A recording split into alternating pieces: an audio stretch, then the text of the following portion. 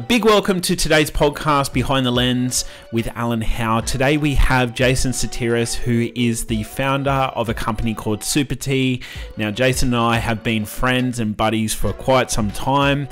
And in this podcast, we talk all about Jason's story, about how he went from being a tradie dad to, having to drop everything for his daughter who is going through cancer just after she turned 1, which was crazy, all the way through to creating this product called the Supertee and what he's been able to do, who he's been able to partner with, and a whole range of other things as well.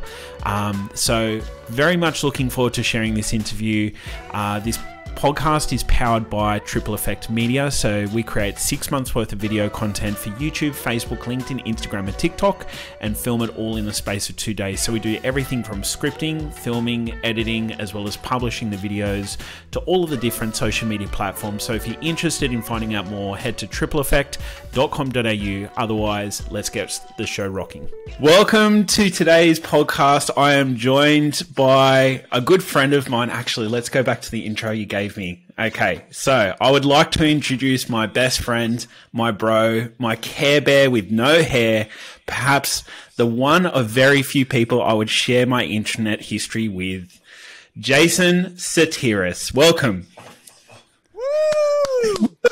Rounds of applause for myself. Yeah. So, just for those listening at home, Jason gave me that intro, and I loved it so much. I didn't even make any changes, any adjustments. I thought it was perfect. So, thanks for spending some time with me today, Jason. Always a pleasure, mate. Always a pleasure. Thank you very much. Proud to be on. Awesome. So first and foremost, for those who live under a rock and don't watch and see you on the news on the daily basis and all the other media that you do you want to just give us a quick little intro as to Jason, Supertee, and all the amazing things that you're doing in that space?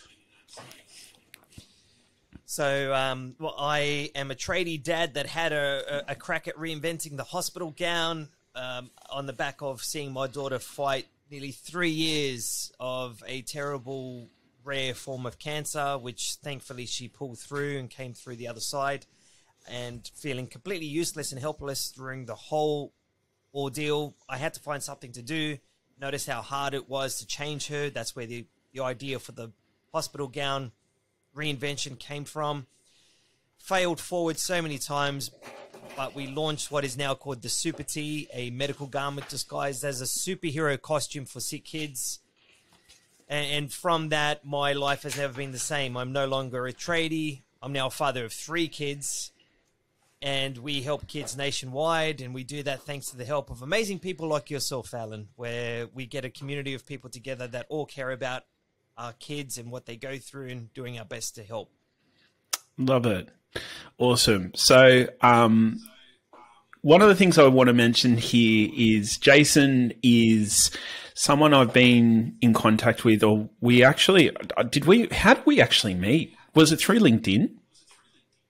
It's through LinkedIn. I desperately needed the help of someone that knew what they were doing on the digital marketing front. Yep. And it's such a weird industry. I still haven't figured it out.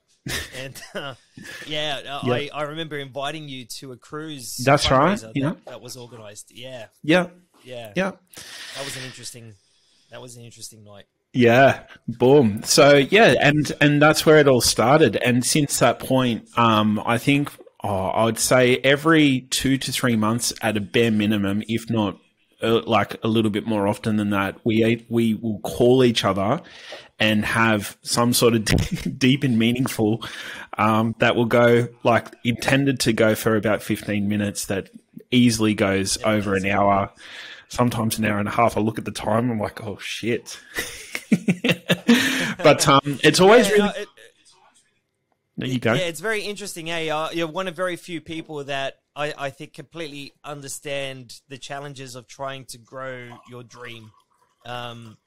It's very hard, isn't it, Alan? Especially when you know what you're looking to achieve, but how to get there. It's a challenge, brother. But I appreciate your friendship because, yeah, it's very hard to find someone that you can bounce ideas off that totally gets it. Absolutely. And I think that's what I appreciate as well, is someone who's in the grind of it. And whilst we work in, two completely different fields and have, very different, goals and different clients and customers and all that other thing, or I have clients and customers, you have, parents and big organizations that you're working with and a whole range of other things, even from a business point of view, right? But it's really good to just check in and hear what's going on, because we've, at every stage, it feels like we're on very, very similar paths. It really has been a really good opportunity to just build a good friendship, have a laugh, talk about what's going on, be real with each other, and just look at a few different aspects of what's going on as well. So look, I would love to start off by, first of all, getting a little bit of an understanding as to, and trying to, for this podcast, what we're looking to do is we're looking to try and uncover the story behind everything. And you briefly mentioned, your daughter was in hospital, and it would have been a crazy time. I couldn't imagine obviously what's going through your mind, how you would have, even operated at a time like that where, there's so much uncertainty, as a father, as a family man, as a husband. Do you want to just walk me through, if you can even explain it, what was going on at that point in time for you, and how do you, as the men of the home, how do you support everyone through that process? Yeah. It certainly was a period of my life that was very uncertain, very traumatizing. I think I'm still dealing with the after effects. How do you go through it? Well, let me paint the picture to what we were facing. She was diagnosed a couple of weeks after her first birthday. She went from this energetic, happy, bubbly little girl to being lethargic, pale, wasn't eating. Something was definitely wrong. 2 or 3 doctors said different things. By the time we made it to the third doctor, they recommended that we go straight to emergency. Took them 4 days of testing, and those were the slowest 4 days, Alan. You can imagine how many times I was asking, do we have any news? Do we know what's up? Do we know what's happening? And it's interesting because when you're dealing with something that's a life-threatening condition like cancer, before we had the diagnosis, they were dropping hints. Hey, this isn't looking good. We're still trying to get to the bottom of it. She's very sick. So she's definitely got something serious. And I remember being told on the afternoon of the 4th day, look, we know what's wrong with her. We were just waiting for one more test to come back. We're going to organize a meeting with myself and an oncologist. And I didn't know what that word meant. I had to Google it, and that's how I found out. My daughter Angela had cancer. And then what followed was all the usual questions that you were asked, such as how severe is it? What are her chances of beating it? In a conversation like that, it's quite serious. They look you straight in the eye and they tell you, because she had such a rare cancer, I think 1 in 100,000 people get it. And I live near Combank Stadium, as you know, home of the Eels. We'll get to that. We'll get to that. You'll enjoy that part of the conversation, of course. For sure. But I think the capacity is 37,000, so you could fill that up twice and still not get to her. And when you're in that stadium, you see that completely packed. It just gives you an idea of how rare my daughter is. They gave her a 25% chance of survival. And what followed, mate, was just 3 years of anything that could go wrong went wrong for her. Reactions, infections, relapse. It got to the point that she was pricked so many times with needles that it was almost impossible to find a needle or a vein to place a needle in. And the best way I could describe it was seeing this little girl who's my daughter who calls out for me every time she's suffering or in pain, and I can't do anything because I'm just ringside watching, cheering her on. And she's fighting this much bigger bully, and she's just trying to stay alive. She's just trying to survive it. And for us as parents, I mean, you and I, we're both dads. We have that protective nature in us, you know. If anything was to happen to our kids, we'll be first in line. And so it really traumatized me seeing her go through all the suffering and pain that she went through, that I needed to find something to do because it was affecting my mental health. It got to the point where it was so bad. I mean, in front of her, it was always smiles. It was always games. We tried to make the best of a terrible situation. And I remember the night that she was diagnosed, we were just so upset, so shocked that we needed something to be hopeful for. And I remember promising her 2 things. And the first promise was, I'm going to find a way to keep this monster away from her. And the second thing was, the moment we're allowed to leave, we're going to Disneyland. Now, you asked, how do we cope as a family? Well, when a child is diagnosed suddenly, like my daughter was, often mum or dad or both would give up work, so you're down one income, or both. I certainly wasn't working that much because I just wanted to spend every moment in the hospital, mate, as you can imagine. I didn't want to be at work and then something was to happen to her and I wasn't there. But the bills never stop. So here I am. I'm wanting to be at the hospital supporting my daughter and being there for my partner. And I'm also trying to figure out how I'm going to afford next month's mortgage and keep the electricity on and everything. And you know what eats at you the most is just the time. It's that 1 o'clock in the morning, you can't sleep, you're sleep deprived. You've got brain fog. You hear the sound of that beeping sound of the machines. She's asleep. And just your mind tortures you. And I call it the shadow that never leaves you, or the shadow that follows you. And just out of pure desperation, wanting to help, wanting to be useful, wanting to stop hating yourself for being such a dumb, useless dad, I had to find something to do. Because it was eating me, mate. On the way home from the hospital, coming home to an empty house when you know half your family is somewhere else. It's not right. You know, it's not fair.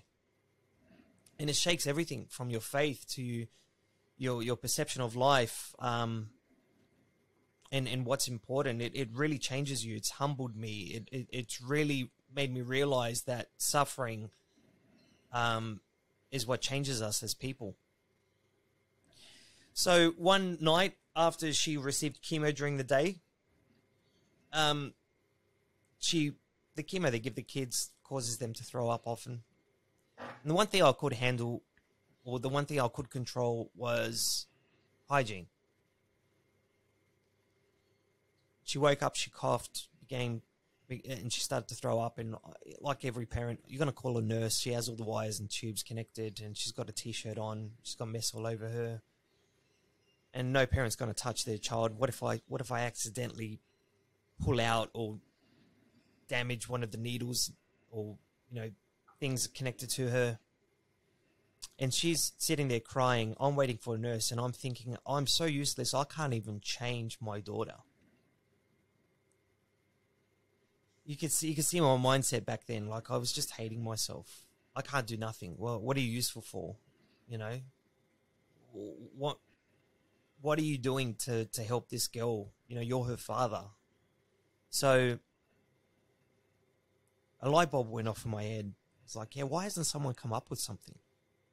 When you've got time and you're desperate to help, I think that's the right recipe for ideas to come from. Didn't have much money, but I kind of had access to a lot of nurses and a lot of other parents. And it's interesting, after 3 years, you become friends with a lot of the parents there. So I had a wealth of information. And I think I had an idea for how this is going to look. And we tried everything: zippers, Velcro, opening it from the inside out, reversible. Failing forward, I think, is the term. And you learn very quickly who are your real friends, Alan, in a situation like that, because you see who comes to visit, who gives up their time to visit you at your worst. And so one mate came along, and he was the type of friend that when you said to him, mate, you can go home now, like, thanks for coming. And he didn't want to leave because he knew that you weren't all right. And he was one of very few people that I approached to say, hey, I've got this idea. Do you want to jump in this with me? So he fronted the funding needed to bring this to life. Admittedly, we didn't know what we were doing. We just had an idea and we wanted to bring to life. And in June 2018, I walked back to the hospital with the first version of the Supertee after the hospital finally gave in to allow us to hand them out. And I'm holding my daughter's hand in the other, and she was on the tail end of her treatment. And it was one of the happiest moments of my life. For those out there that are thinking of starting a business, or those out there that, you know, they have this idea they want to bring to life, the day you bring it out to the world, it's one of the best feelings ever. I can't explain it. I'm sure you have a similar feeling when you cracked open your first, or you unleashed your first website, or had your first customer that you were talking about what you do, Alan, with, and it's like, yeah, I made this, I brought this out, and it's helping others. But we didn't know if it was going to be a product that would sit on the shelves of gift shops, or it would be something that another company would come along and take and say, you know, good on you guys, we'll take it from here. But everyone was buying it and just wanting us to give it out to someone else. The first 100 was bought by a mum whose child was born with a heart condition. And she said, allow me the honor of buying the first 100 for these kids so you can hand them out. So from day one, this was seen as a charitable gift. And fast forward to today, we're now a charity. It had to become a charity. Everybody was seeing this as a charity. In October 2020, we got our charity status thanks to the help of KPMG and some very smart people. But it also caught the attention of some big brands like the Walt Disney Company, who we now partner with to feature their superhero designs, these medical garments.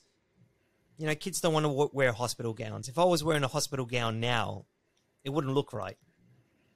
If you saw someone walking down the street wearing a hospital gown, that wouldn't look right, because what you wear matters. What you wear, there are some clothing that symbolizes things. And hospital gowns represent illness, at least from my perspective. So how can we create something that, dare I say, was so cool, so fun, so imaginative, that it made healthy kids a bit jealous? And so it had to be a superhero costume. From all the stories we came across, from what these kids face and what they go through every day, and how brave they need to be, yeah, they deserve a costume of their own. And it won the Australian Good Design Award for social impact, which I'm very proud of. You know, that's a win for us dads, especially for those that have no idea what they're doing. I mean, if there's one thing I want people to take away from this podcast is, I have no tertiary education. I have no MBA. I have only ran my own business as a tradie. I've got no other experience apart from seeing my daughter go through 3 years of suffering. But when you have a strong enough why, you'd be surprised what you're capable of, man. You'd be surprised of what mountains you'll overcome. So that's my story. Wow. Look, obviously, because you're talking about like such a huge journey, there's been so many, like I know there's been so many different touch points and different things that you've gone through, so many different challenges. You obviously mentioned the Walt Disney Company, aka Marvel, who have now jumped on board, and a whole range of other things, which is like something that I know you're super proud of, and so you should be, because it's just a sign of, for me, like from an outsider looking in, knowing your journey, it's a sign of the work, the consistent effort, and Also your leadership abilities as well, which is something I probably want to touch on at some stage. But for a moment, I want to come back and just understand, like, so, you're talking about this garment came from suffering, came from, a really crappy time, to this point now where you're helping and impacting the lives of, kids all around Australia, some who you'll never get to meet in person, but like there's kids now, not only in Australia, but from internationally. We'll get to that a little bit later. But anyway, you're obviously making a huge impact. And one of the things that, I can see is it's this vision that you initially had. It's obviously, molding and changing over time, and who knows where it'll be in 5 to 10 years. But I guess what I want to understand is that, and this is purely from a business point of view, how did you, if you were to explain how you got a deal from the Walt Disney Company, like what had to happen in order to get their attention? Yeah, that's a great question. So I think for us, and I think for any business, the success of your business or your charity or any enterprise depends on a few factors. I think your ability to scale, the impact that you can make on as many customers or clients, depending on whether you've got a good or a service. But I think also your ability to form partnerships. I think that's so important. I think a lot of successful businesses can depend solely on your ability to form partnerships. And, when you look at the nature of a partnership, it has to be complementary. I mean, I'm a big fan of reading negotiation books. Chris Voss is one of my, I don't know if you know of Chris Voss. He's one of the best negotiators, in my opinion. And it's trying to get to that point where you see a value in both what you have and what they have, and that working together creates something much, much stronger. So how did it come about? Well, we were in the children's charity sector.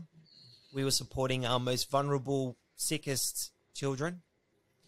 We had a superhero costume. We were delivering these nationwide. We had media attention. We were winning awards. But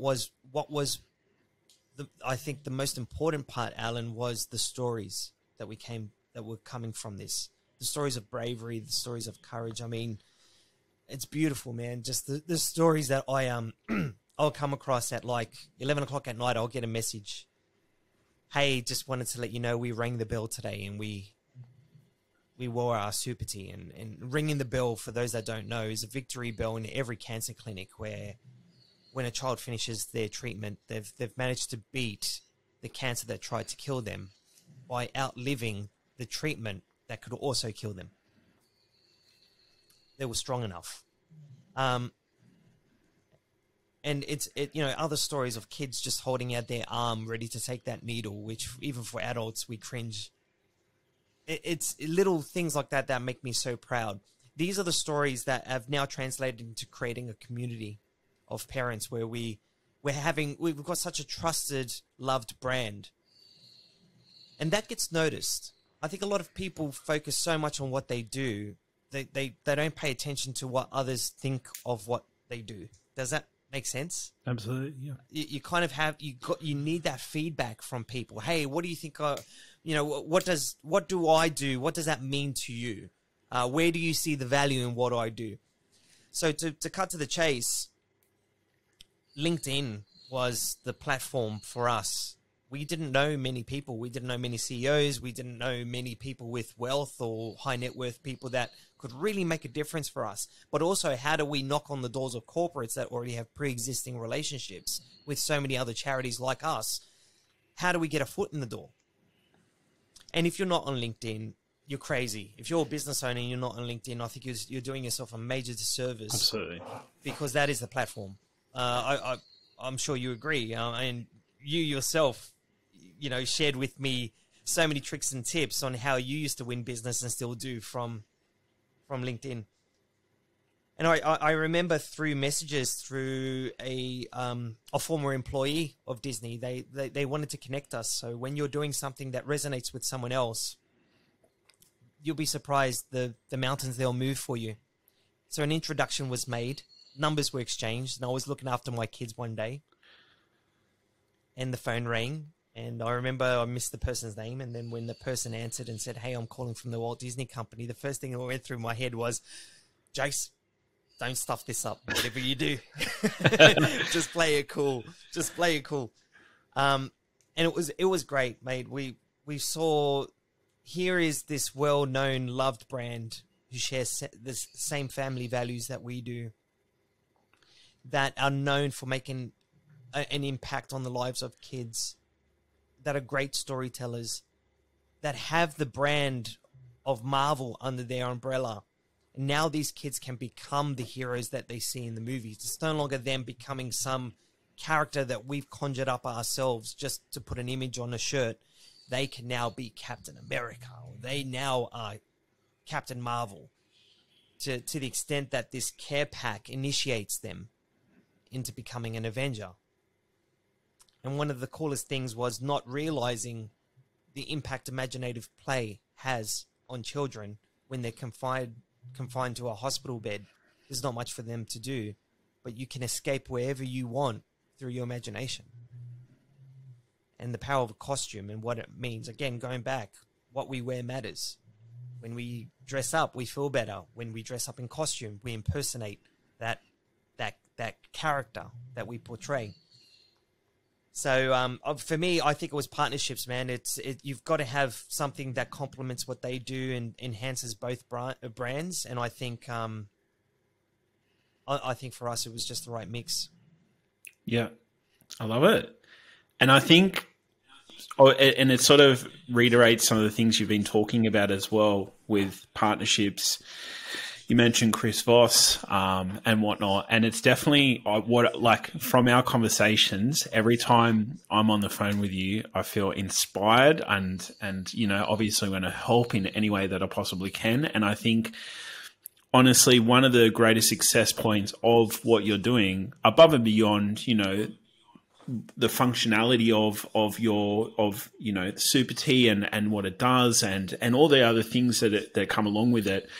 You have a real knack for building really good partnerships, and you have a real knack for inspiring people and whatnot. It's one of the reasons, like, you keep getting asked back to, on TV and you obviously get lots of media coverage and whatnot. I know that, like, you've mentioned different books and things like that, but, like, where did that skill come from? Like, was there someone that you look up to as a really good leader, or someone who in your life that you look up to and go, wow, I want to be like that? That's a great question. One that I haven't really thought about, but I think for me, and this is going to sound strange, but when you grow up in a household where you're one of four kids, okay, you're one of four kids, if you know what I mean. I do know what you mean. I'm one of four children as well. Yeah. So you're growing up with your brothers and sister, and you're trying to figure out who you are and what makes you special. And I think for me, I've always battled with that inner demon. Am I good enough? Am I worthy enough? Am I capable enough? And you battle with that question so much. I'm pretty sure this will resonate with a few people, because I think a lot of people wear two faces. We've got the face that we share like we are now. And then we've got that face that no one sees, which is that little child inside that gets offended or has their ego bruised or worries that no one likes them or worries that they're not good enough or not, doesn't belong or perhaps stands out in a way that they shouldn't. So I think for me, I've always had this underlying desire to to make a dent or to try and make a difference I just didn't want to be average, Alan. Does that make sense? It absolutely does. I think mediocrity, man, for me it's such a waste of life, especially now in my age where I've seen how fragile life has been. And a lot of these things have happened, from losing a mate through suicide, which then leads you into questioning your life, to having bad relationships, which leads you questioning to whether or not you're worthy enough to be loved, to the relationships you have with your family and friends, to being rejected over and over again for the silliest of reasons or reasons unknown. All of these things add up into shaping you into the person you are today. So you are in many ways a product of your environment, but also the experiences. So where did it come from? I think I just want to make myself proud. I want to look back at myself when I'm an old man and know that I've endured through so much and gone through so much, but I've faced it because I'm so tired of hurting. I'm so over being crushed. I'm so over being hurt. I don't know. It's kind of like that Rocky movie where you're getting pounded and pounded and you're just getting back on your feet, and you just know that if you just keep getting up, that person that's pounding you, that person's going to fall. Does that make sense? Absolutely. And it makes so much sense as to why you're still going and why you're still here. Because obviously, one of the biggest things that you've probably had to overcome especially during the pandemic, where we're not allowed to go into hospitals and a whole range of other, big hurdles that you've obviously had to face. I can only imagine, for you to be able to transition from a tradie dad to someone who's driving this mission, and obviously what's required in order for that to happen, in and amongst all the obstacles and everything else that's going on. How did you, what are some of the things that you had to overcome during COVID? Yeah. COVID presented us with the knowledge that to survive, we need to adapt. And it's so true in nature. Those that can adapt the most survive the most. I really believe that. I don't think it's the strongest that survives. I think it's those that can adapt the most. So we had to pivot. We had to change. We had to change our offer. We had to change who we are and how we deliver. Hospitals were still accepting our Supertees because they had practical use and utility. The family still wanted them, and they were the reasons why we went into isolation, to protect our most vulnerable kids. But we weren't able to go into the hospital. We weren't able to. It affected everything, even from our volunteer events on trying to get these all packed. So we had to pivot. We had to send people cartons of Supertees to pack at their home individually and then forward them on to a hospital. And I think for us, everybody was trying to figure out, how do we react to not being able to move around so much and not being able to interact so much? How can I form a relationship with someone over Zoom? How can I sell over Zoom instead of in person, where you have that face-to-face rapport? How do you market more now on social media because you don't have physical events? I'm sure everybody had similar challenges. But I think for us, we had to look at what we could change, and we were trying to, I suppose, look at what we do with a different perspective. I mean, I think you are the perfect example of that as well, Alan, where I remember you starting off, in digital marketing, and now you've got this amazing offer where you save people so much time and effort by condensing everything that they need into this package that you offer. And that is just from the lessons you learned from having to adapt, to pivot. Yeah, absolutely. Yeah. So when during COVID, or prior to COVID, you might remember, like I used to fly, like I had clients. So I'm based on the New South Wales Central Coast, but I was flying anywhere and everywhere from, Adelaide to Brisbane to Melbourne to even Darwin one time. I haven't been to Perth just yet, but I was looking at how do I continue to serve these clients whilst I can't even get there. And that pivot, for me, that pivot was teaming up with different videographers who would be happy to follow our system, be happy to work within like what we sort of suggest and recommend, whilst they also still maintain their own businesses and things like that. And that's been one of our greatest successes as well, and one of the reasons that we've been able to scale is because of those changes that we made when things got really tough and just finding a way. But look, let's put the spotlight back on you, because I know you're so good at this. You're very good at helping me boost my own ego, and this is why I always feel inspired. No, not at all.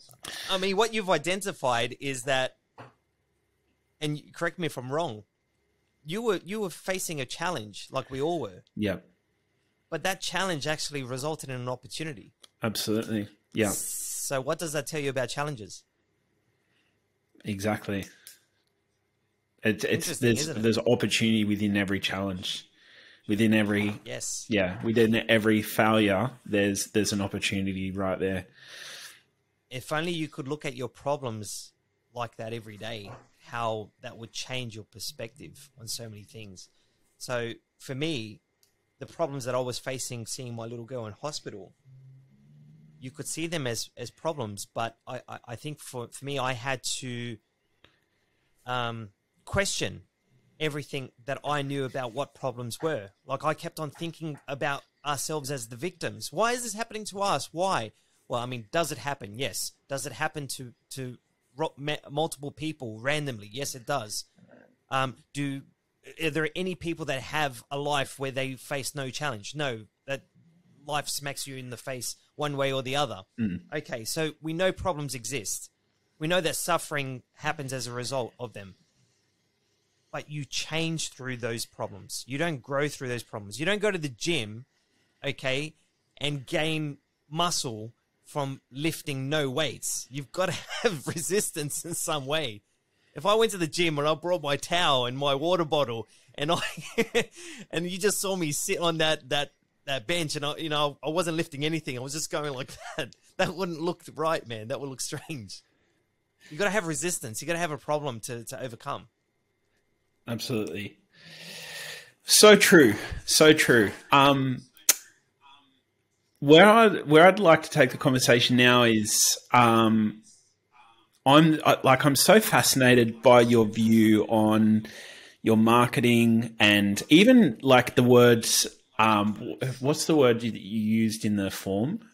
Let me just have a look. I think you used the word innovation, right? It's one of your favorite words, one of the hot words, if you will, that you like to talk about, and it's nice and clear that it's evident within Supertee how you work, how you operate, and those sorts of things. What does innovation mean to you? Yes, yeah, that's a great question. I really believe that things are happening so fast and so rapidly that the business you have today has to be completely different in 5 to 10 years. Almost a new business, and the only thing keeping it, the only thing staying the same is perhaps the name or the brand. I really believe technology is changing so much, and people are coming up with so many different things that to remain competitive, you've got to be innovative, and I think that places you in front of the curve. You know, who are you competing with then? If you are the most innovative and at the cutting edge, who are you competing with?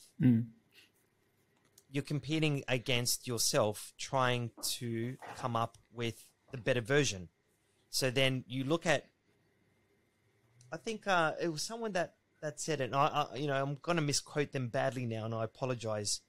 It was Michael B. Jordan, the actor. And he said, I don't compete with anyone else. I compete with me. And every day I'm competing with myself, I get better. So for you as a business owner, I think that you need to constantly look at not what everybody else is doing, but you need to look at how you can compete with yourself being better. And as long as you focus on that, you're not going to be concerned with what other people are doing. I love it. Because you'll always be reinventing yourself. It's a very Kobe Bryant way of looking, I think. Absolutely. I love what you've just shared. It resonates with me so much. As you've probably seen, there's a lot of people out there who are doing very, very similar things that we're doing. And one of the things that I constantly have to remind myself is exactly what you just shared about just staying in my lane and just constantly improving our system, our processes, myself, who we are, what we do, and all those other things. Because regardless of someone else's circumstances, situation, and everything else, better or worse or whatever, or indifferent, you can only be a better you. You can't be a better someone else. And when you're constantly looking outside for that difference, it's always going to be negative in some way, shape, or form. Like, even if you are better off than someone, it's still actually a positive, negative. Like, it's not even a positive. It's really just, you're only boosting your ego. You're not actually helping yourself, if that makes sense. And I think it's something that, like, that's one of the things we always talk about, isn't it? Is like just self-improvement. How can we get better?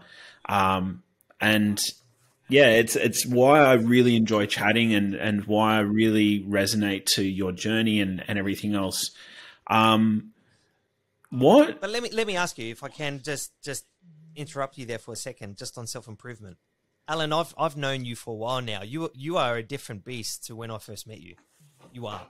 You probably don't realize that. I do. But how you tell me if I'm wrong here.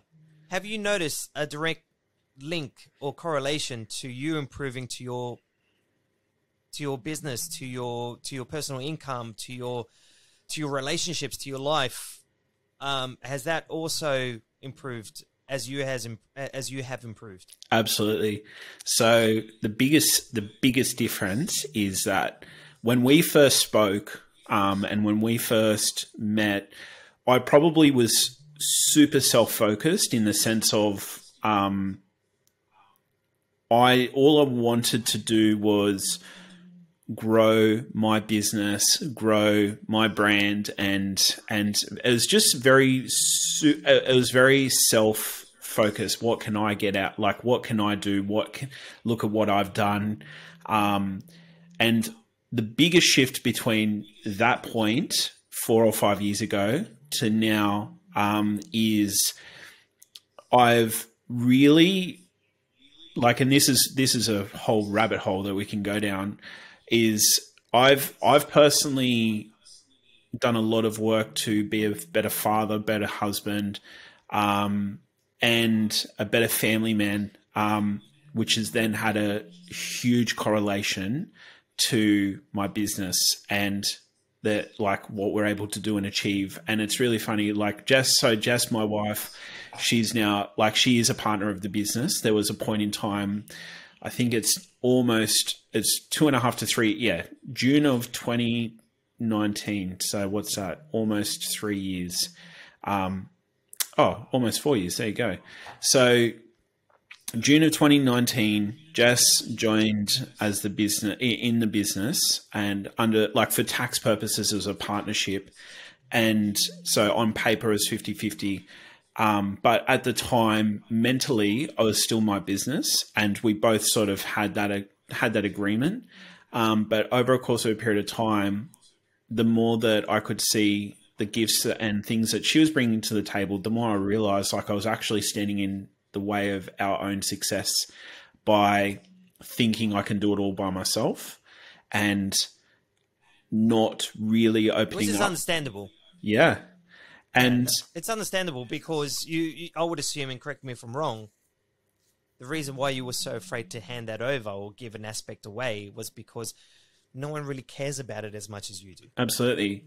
Not only does no one care about it as much as I do, I felt like no one understood it. But that's not actually the point. What I learnt by bringing Jess more into the business is that she actually helped me improve as a human, helped me be more empathetic, see more, and actually rest more. That's a big one, is like, you know, it's all well and good to hustle, but like if you're not getting good sleep, if you're not resting, if you're not taking care of yourself, you're not lifting weights, if you're not doing, taking care of your health overall, like what have you got to bring to your business? What have you got to bring to your mission and everything that you're doing? And you're absolutely right. But now, like, obviously, again, we've got very similar, different things. So from when you first started to now, what would you say are some of the biggest differences between what was happening then versus how you operate now for you? Confidence, man. Like for me, starting out, I'm now confident that I don't know what I'm doing. I'm confident with it. I'm comfortable with it. It's strange. And I've realized now, speaking to so many people, they don't know either. Because the advice they give you might be completely inappropriate for what you need to do. So take advice by all means. But the only way you're ever going to find out, man, is you're just going to have, it's trial and error. Business is trial and error. I could come up with the best idea for you, Alan, and you implement it and it fails, then that is the ultimate decision maker there. I think proof is in the pudding. I think, results speak and data speaks more than any advice can be given. But I do believe businesses give you hints. So I think for me, I'm listening very closely. That's another thing I think I'm getting better at. I'm listening very closely to the heartbeat of my business. Businesses do have a soul. They have it's like a person, isn't it? It's like a child. Yep. It has a heartbeat. It has a soul. It has a rhythm. It has a perception. Like people have an opinion of it, and it exists. So I've become better at listening to it. What are people thinking about it? What do people expect of it? What do people not like about it? What are the things that this business should be better at? And I'm working on that aspect as well. So I'm getting better at listening. And I also realize I'm not in the charity sector. I'm not in the T-shirt business. Okay, I'm in the storytelling business. And I think that's where you and I align so much. Exactly. You like that, yeah? Yeah, I like it. But but you're spot on. You're like, obviously you have a Supertee, you have charity, like organizations who are funding those things. But what keeps the machine going, what fuels the car, the vehicle, if you will, is the stories of parents, the stories of kids, the stories of those who got that little bit of inspiration because of an old tradie dad who decided to create and manufacture, this garment. And we haven't even talked about all the stuff that you went through, like with, when you got it mass produced and needing, having to have these regulations. And didn't you visit China tell me the story. Did you have Bangladesh. to go? Bangladesh there. Bangladesh, but you had to go and make sure it was of the highest standard, of the highest quality, that these, you had to quality assure and all those other things that you would have never, ever, ever experienced in your life and knew nothing about. And you were literally failing and winning through the whole process to get to this point now where someone like Disney can come along and go, we'd love to partner with you. We talked a little bit about resilience, resistance and things like that, but I think I know the answer, and it may seem quite obvious, but what keeps you going? Oh, I've got a strong why, mate. I've got a very strong why. I made a promise to my daughter. And I think as parents, I mean, you're a dad. You know, the last thing you want is to see your children suffer. And I bet you, when you see another child suffer, your dad mode kicks in, and you're like, yeah, I wouldn't want that for my child. I wouldn't want that for any child. Our kids are the most innocent example, or the best example of innocence in our life, I think. They are the best things that we could ever produce. They are the best things that we could ever make in our life. I think, for me, it's my kids. It's interesting for any of the business owners that are listening to this that are parents or not even parents yet. You might not think that anyone is watching you. You could be alone in your office working away, or on the building site, or at your warehouse, or whatever it is that you do. You might think that no one is watching you, but there is. When you have kids, they watch you. They watch you more than you think. So for me, it's not just what daddy wants to achieve.